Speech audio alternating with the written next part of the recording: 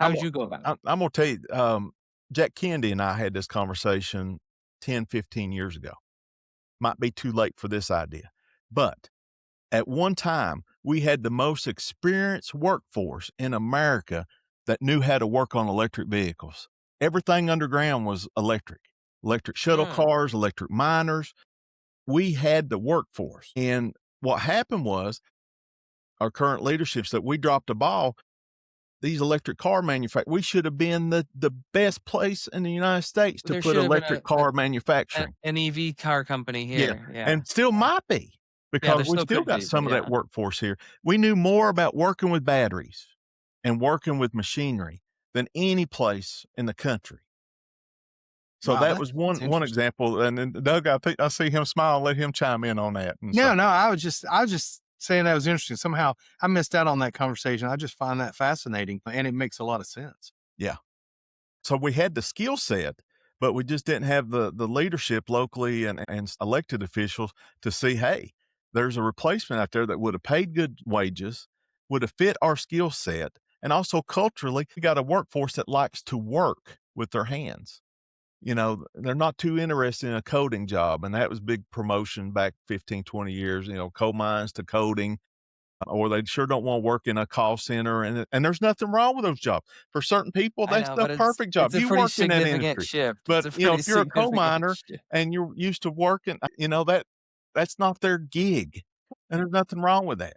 But you think about that kind of manufacturer, and there's still other manufacturing out there, battery manufacturing that would fit our skill set. So that's just one example. I don't know if it's too late or not. I would love to partner with a company like Rivian or something, right? And be like, hey, why don't you set up shop? We will help build an electric motor of yours. You can set up like a satellite facility or something, right? And we'll Yeah. send it to you on a train. I And would like locally, we do build some electric underground machinery here locally.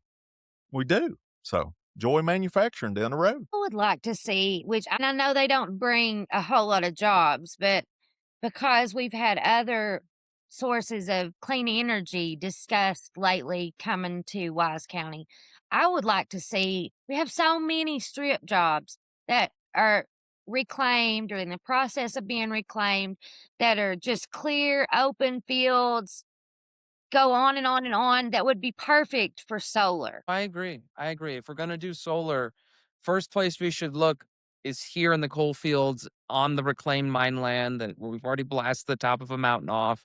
Let's start here. Let's use that then to make them electric co-ops and then start competing with companies like AEP in the region. And when you can get a much lower power bill, you're going to go, well, why would I go with AEP when I could go with the local renewable energy? And then it'll become a spiraling ball And then when we prove out that clearly works.